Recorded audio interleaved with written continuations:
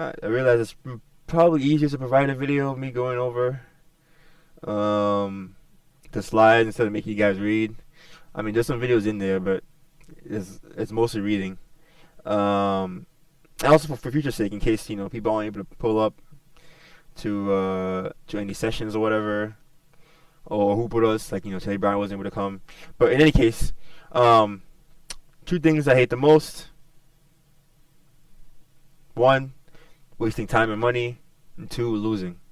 So that's kind of where with this guy created. I don't mind losing as long as it's losing with a purpose, something to work towards. But if I'm going to spend $100 on something, I might as well make sure I do everything, my power to win, right? So that's where these were born. But yeah, enough background information.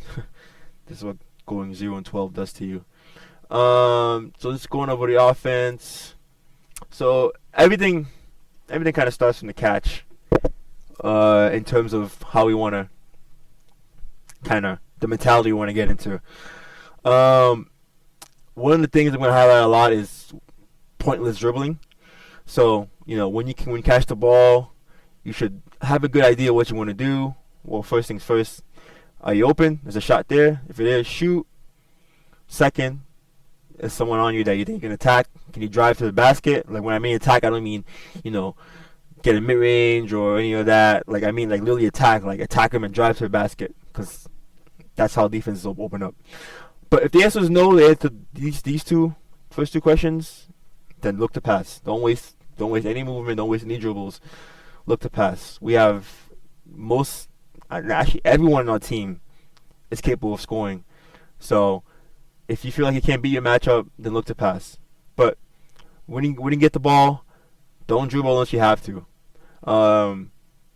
There's no point wasting any stamina or effort if you don't think you can beat your guy. If you're not 100% sure you can beat your guy, then there's no point. But yeah, if those two options aren't available, then look to pass. Dribble should be purposeful and always with intent to attack the basket.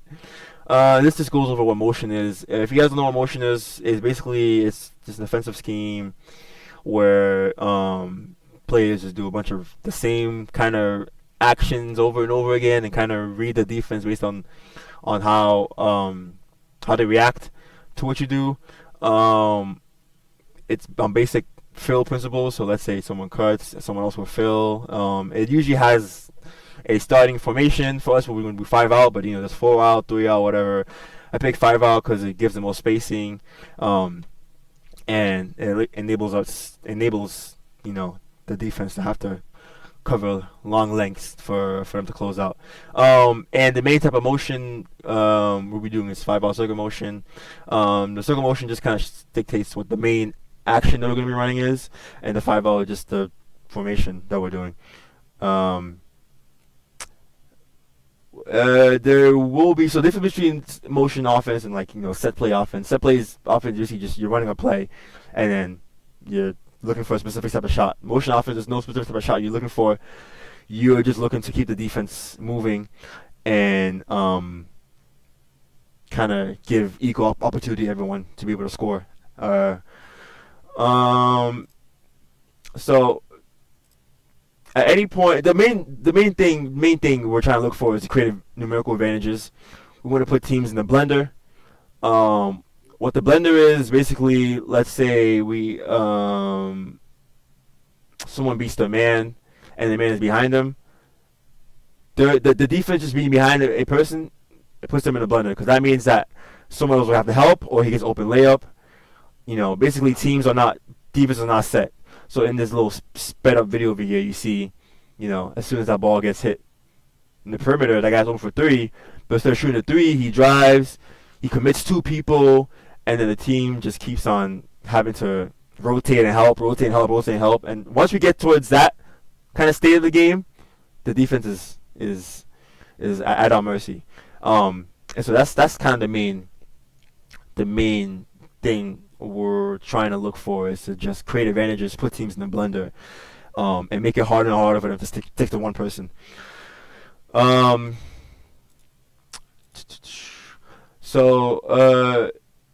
Yeah, like I said kind of before, everything here will be described as our base offense, meaning if It's something that we're gonna run by default.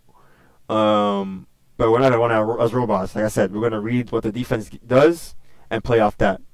And these are kind of all the positions in the court. The main thing you want to worry about is the two corners, the two wings, and top of the key. That's what we got. That's what we got 5 out. These are all kind of the positions just referenced to spots in the court. But for all 5 out, we should always have one in each corner, one in each wing, one top of the key. Alright, so the actual 5 out motion, circle motion. There's 4 types of passes. Let me go back. There's 4 types of passes. Probably easier to go over with this. There's the top to wing pass. Either wing, top to left wing, top to right wing, whatever.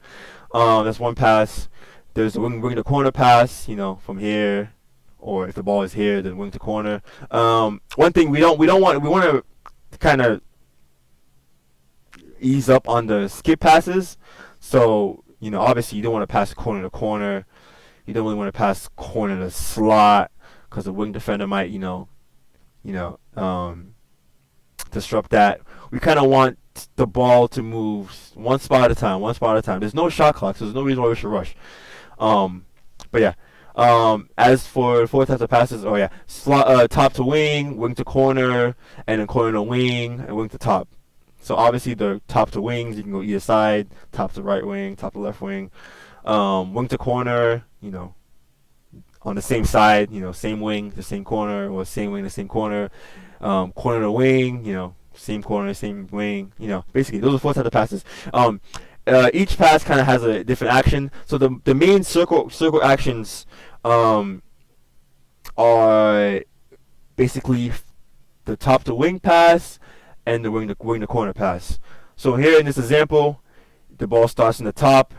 He passes it to the right wing, and after that pass, he sets a little brush screen, not a full screen towards the guy in the wing, but he mostly wants the corner to screen the guy in the corner's man. So if the guy in the wing that makes that cut is open, the pass goes like the GIF shows. But if that's not open, then the long cutter, this is what this guy in the corner is called, a long cutter, who's making that long cut, you would look for him. And if that's not open, then we just reset. When I say offense will be reset at the position's field, basically if nothing's there, then the 2 cutters will just reset back to their position. So the guy in the corner was making that long cut, will just reset back, either the wing or the corner, and that wing guy was making that first cut would reset, in the corner or wing, whichever spot's available. So this can be run obviously on both sides. So top can pass the wing, then circle will happen over here, or top passes the left wing, circle happens over here. So mainly every action we have, the person who's passing the ball is going to have an action away from the ball. So if you don't remember anything off that, just remember when you pass the ball, you're going to have an action away from the ball. So the top to wing and wing to corner are going to go through circle motion. If the defense starts to take away the cut, like they start to jam up the middle, and they realize, okay, after a pass is going to the wing or a pass is going to the corner, there's gonna be 2 cutters, and they start staying home. Then we can kind of play off that, and the passer and the first cutter, instead of the first cutter cutting, you can kind of set a screen for the long cutter to come spot up right here and take that open shot. That was offensive foul over defensive. That was a foul right there. But anyways, So a lot of it is reading what the defense is going to give you, but the key is to make sure the defense is always moving on those actions. So we want to jam up the strong side over here. So backdoor cuts, spotting up, whatever the defense is giving you, take it. And there's a couple videos here that kind of goes over it in play. Over here, there was a top to wing. If that cut's open, give it, go up, lay. over here, top to wing. That cut's open. Nope. This cut's open. Nope. You attack that closeout. And anytime the ball is in enters the paint, defense have to, most of the time defense collapse, and that's when we really start putting teams in the blender. But yeah, when the ball gets in the paint, we can play off that. But as you see, she kicks out, open shot, and yeah, I guess another example right here. Ball goes over here. Guy comes in. Just keep working off that. Ball goes in wing again. Top to wing pass. What does that mean? That means circle motion happening up the side. Comes up.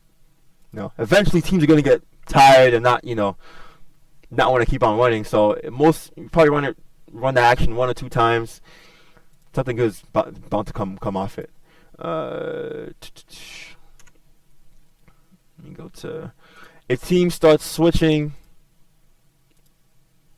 they're going to have to be really good at switching because, right here, where is it? There's an opportunity. Yeah, if there's any sort of miscommunication, it can lead to an open shot. So right here, ball goes to the wing. The guy starts filling in the corner. There's a botch switch. So this guy screens with his man. Gets a wide open 3. So a lot of it is reading what the defense is giving you. And so it's gonna work mostly on man defense and switching defense as well. But yeah, let me. All right. I'll skip over that slide. Now, if the ball goes from the corner to wing, obviously you can't do circle. Like you can't do circle over here. So if the ball goes to the corner to wing, then that corner guy would just pass the ball, would cut. If that's not open, it most likely won't be open. And then they would just screen away to the opposite side. Like I said, players should see how the defense react, look for cutting or even slipping opportunities. But yeah, they can when you're in the corner and you pass the wing, the same side wing, you would screen the opposite side, and your position will be filled by the person you screen. So if you screen 4, fill your position, and yeah. And the last type of pass, wing to top. So this one is there's not 2 different types of options, but again, you're reading off what the defense is giving you. So in this case, so the ball starts in the wing, passes up top. Obviously, you can't do circle motion. There's only 2 people there.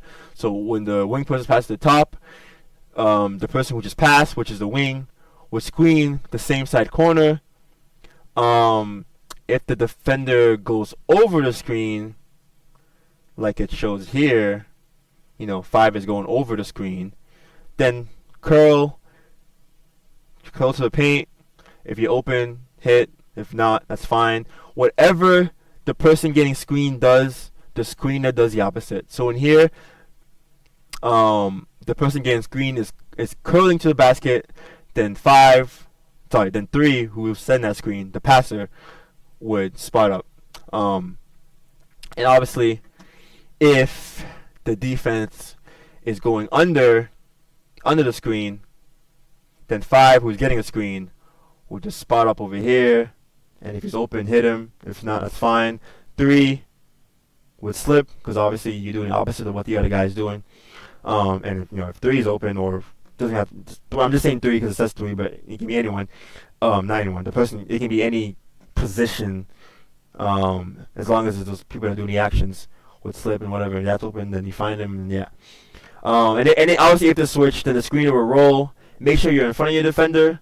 So you want to make sure that when you're cutting, you want to cut in front of the ball, just to make it easier for obviously the ball to go to you. And so yeah, those are the 4 types of passes. Obviously teams are not stupid. They're gonna start to realize that everything happens off the perimeter passes. So if they start to deny passing, then we're gonna introduce dribble at actions. And And basically, for dribbling at, there's 3 types of dribbles. Dribble at action, I should say. There's the top dribble to wing dribble to top, and corner dribble to top. I'm sorry, corner dribble at top. So it starts off with, if the pass is being denied, then whoever has the ball will dribble. So in for the case of top dribble at wing, this guy, the top guy, is dribbling to the wing, and then obviously the defender's playing really tight. He just backdoor cuts. If that's open, hit him. Now, if that's not open, then I think the next slide should go over it. But if that's not open, then you would run a DHO with the other guy. So to go over top dribble at wing, the top guy dribbles to the wing guy will backdoor cut. If that's not open, then this guy right here, this guy will be coming off and getting a DHO off one, the guy with the ball. And the video should show that. Now, teams are not stupid. Turn off the audio. Make sure to give you a good example. I think this is an example that we just went over. I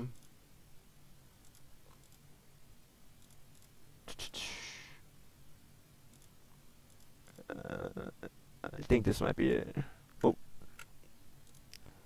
Now, teams are not. Alright. I think the next one is it. Alright. Yeah, so in here the guy did a backdoor, it wasn't open, so a dribble handoff was just done with the with the far guy. And then they kinda just play off that. And then in this case, the defender went under the screen and the shot was relatively open for him and he hit it.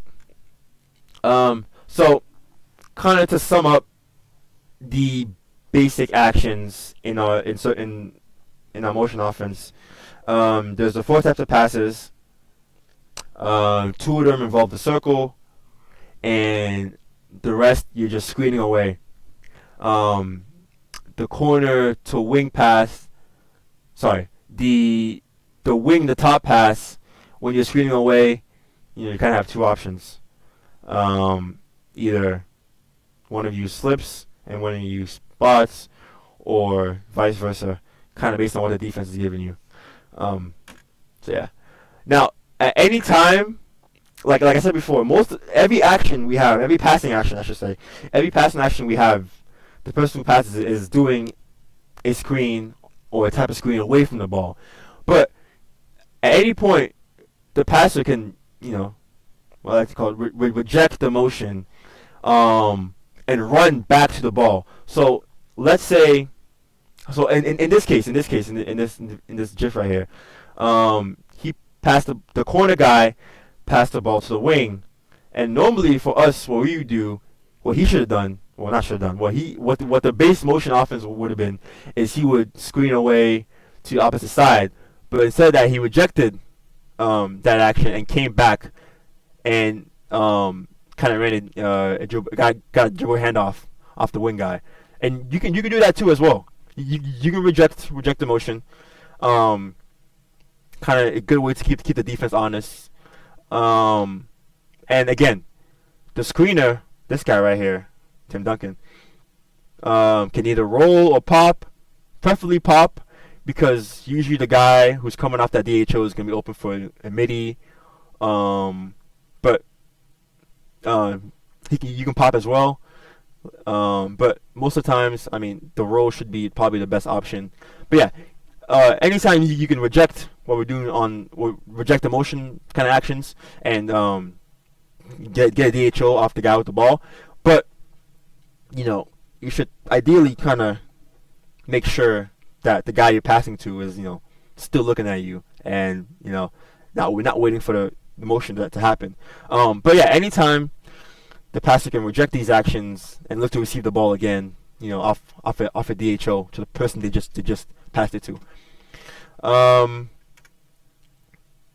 Players on the weak side, not involved. You can screen each other to switch matchups, but be careful with spacing. We want to make sure that we always maintain spacing. We don't want to bunch up. I know when we play pickup, it's pickup. We're just having fun and whatever, and we're kind of playing off that. But in this league, we want to make it as hard as possible for the defense, and we want to space the floor as much as possible. We can target slower, smaller, weaker players and put them in a circle. What I mean by putting them in a circle is, let's say we know, the X's mean are the defenders, and non-X's are the attackers. Let's say we know 5 is a bad defender, or 5 is small, and 2 is also a bad defender. Then what do? We put them on one side. The ball obviously will go over here, and then we can run the circle motion that way. But we want to make sure that we're targeting motherfuckers.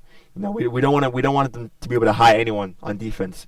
But that can be discussed more like towards game day or whatever. But yeah, if there's multiple people that you want to target, we can put them on one side and run circle motion on them. Like I said earlier, unlike set play offense where you're running a play and trying to get a specific shot, motion offense doesn't really have an end to it. You're just repeating a bunch of actions over and over and over and over and over again until you get a favorable shot. But there will be 2 plays we can run out of our 5-out offense. So the first play, we could just call it as 1. Whoever's calling the play can wave up one finger or say 1. This one is a variation of the circle motion, but obviously if you've noticed that we don't really do on-ball screens in here, mostly because I think it's kind of easier to have screens away from the ball rather than do on-ball screen, because then on-ball screens, I've noticed that it kind of makes it easier for the defense to defend us, especially when we have facing these lengthy white boys. But anyway, the first play, set play 1 or whatever. Basically how it goes, you just run the basic the basic circle motion, which is either the top to wing or wing to corner. And now instead of the long cutter curling into the paint, the long cutter, this guy here. The long cutter will come in for a pick and roll, and then slip, and the passer can just play off that. Sorry, not the ball handler can play off that. So in here, the ball was passed in the wing. It's normal circle motion happens, but the long cutter, instead of curling in, comes in for a pick and roll with the ball handler, and we kind of play off that. The ball handler should be ready to kick out or pass along the perimeter if the defense helps, whether that be him or him. Let's say the guy who is getting the ball off that pick and roll. You notice that this defender helped, so he could have kicked out to the guy who ends up being right here. But yeah, that's set play 1, basically running our circle motion, but the long cutter sets a pick for the ball handler.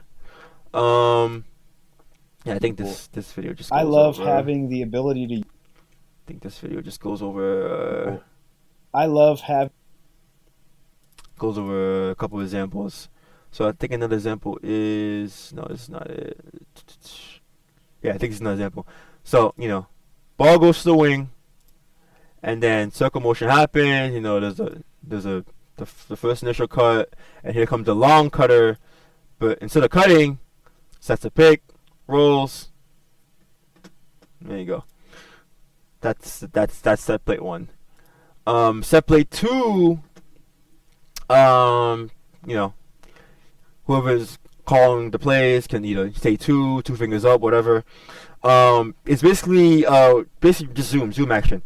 What zoom action is basically double screens ending with a kind of a DHO.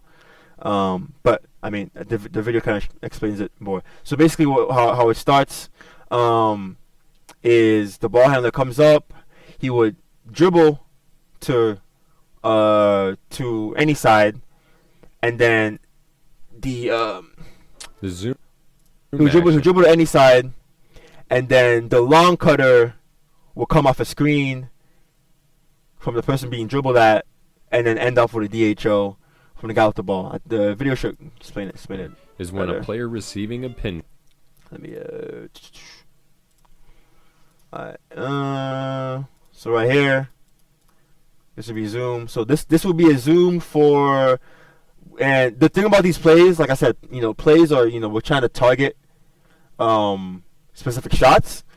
So let's say you want to get a shot open for Sonny or whoever, then we would put Sonny at the end of one side.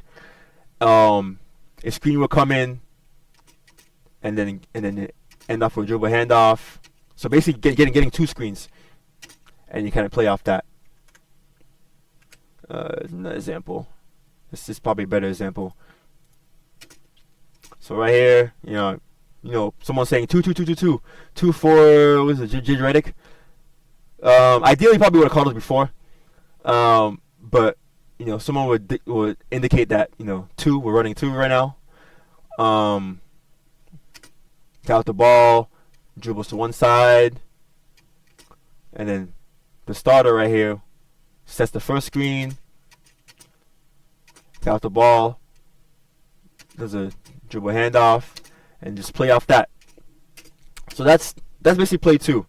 And these videos, I'm not going to go over every video, but you can look at these videos on your own time. But yeah, for set play 2, there's three positions. There's the starter, the guy setting the first screen. There's the receiver, the guy we're trying to design the play for, and the handoff man, the guy with the ball, which is Joel. Ideally, the handoff man starts at the top. The wing player is the starter, and the corner player is the receiver. So if we're running this play for someone, then that person that we're running that play for, start out in the corner. Now, freedom to attack. Now, all of these actions I went over, if we get to a point where you have someone in front of you that you can beat, like I said before, it's a mismatch. At any time, if you want, you can attack the mismatch. The reason we're doing 5-0 is to create spacing. Why we're in create spacing? We want to give you guys the maximum amount of space to work with against your guy. Basketball, as instance, it's a 1v1 game. So if you can beat your guy 1-on-1, then that's fine. Now if you beat your guy and end up getting jammed or missing shots, then just be ready to accept the fact that the guy's probably better defender than they can think of. So I don't really care about like who gets shots or who gets whatever shots in, as long as we just kind of play smart and play through advantages, then it's fine. Like if a mismatch is an advantage. A defender trailing you, that's an advantage. An open shot, obviously, it's an advantage. But anywho, anytime you want to attack your guy, attack him. Now, if you don't have the ball and the person in front of you is a mismatch, you want to make sure you let us know. And for right here, I have player must yell cradle. I mean, we can change whatever way we want, but we need a way to we need a way to convey that there's a mismatch happening. For now, I mean, we could just yell cradle. Someone yells cradle. Let's say I have someone that's very small on me. I can just yell cradle, cradle, cradle, cradle, and then we will circulate the ball towards you, and you can work towards that. Now, if you keep fucking up, breaking all that shit, then obviously you're gonna probably best to pass out. But yeah, I just wanted to make sure to implement that. There's freedom to attack. You can attack your man whenever you want.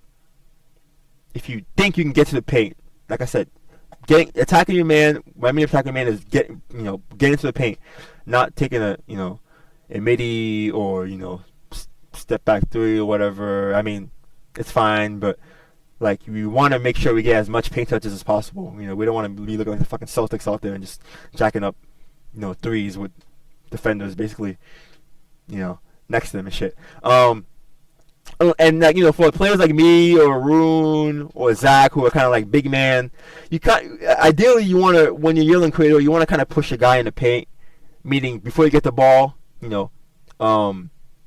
force him in the paint, push him in the paint, that way we can, instead of you getting the ball on the perimeter, we can give you a post entry. But yeah, freedom to attack whenever you have a mismatch. Let the team know, and we'll work towards that. If teams decide to use a zone defenses, 5-out motion may work.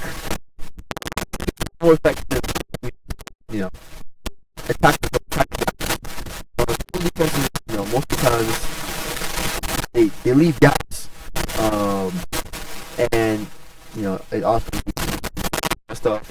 It's the reason why zone defenses aren't really used that much.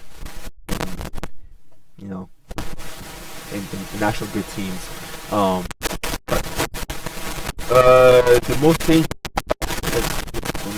is right here, at top of the free throw line, inside the team area. If we're able to get a lot of there, they're gonna have to break the zone. And they're gonna have to give up that shot. But in terms of beating zone defenses, if we recognize the team is in the zone, we don't want to go zone. Like no, like we don't want them to know that we know that they're in the zone. So what we're trying to do, we want to overload one side. So in here, remember the X's are the defenders. So right here, it's a 2-3 zone that the defense is playing. We want to overload one side. So we want to have obviously one guy top of the free throw line. And we kind of want to have one side that we're kind of targeting, and maybe have this guy can kind of, if they're given that wing three, he can kind of space out a little bit more here. But we want to attack the gaps. Zone defense, there's a lot of gaps in zone defenses. It's not going to be able to defend all of them. They're going to have to give something up. But the goal that we want to have is have the ball enter the high post, because this gap is the most dangerous gap, because it forces them to collapse. So the goal is always to try to get the ball to enter top of the free throw line. If the middy's there, take it. If 5 comes up, drop off to 4. If one of them comes up, we can try to hit 3. But the main goal we want to have is get that ball on the top of the free throw line and get the defense to collapse. And that's where we can put the teams in the blender. There's a triangle kind of motion that we can run. It's not really anything too crazy. It's just a way of making sure that middle area is always being rotated. So the video here, starts off for how the formation is, and then you see they just keep on rotating the triangle just to keep the defense honest. But most of the times we're going to be able to cause them to collapse pretty easily by having that one guy in there and kind of working off that. And lastly, transition. After a steal, quick rebound, if the opportunity comes, we always want to push the pace and attack. We don't need to run anything. We just push transition. But we want to still maintain spacing towards transition. So the guy with the ball, the main goal after steal, and you happen to have the ball, is to attack that paint. So the guy with the ball should always try to attack the paint. There should be one guy kind of next to him for support, just in case just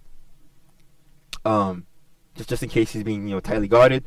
But once the ball gets in around the perimeter, the guy who was there for support will just kind of find open space. Usually going to be in the perimeter, but we want to make sure that the corners are filled first. On the transition.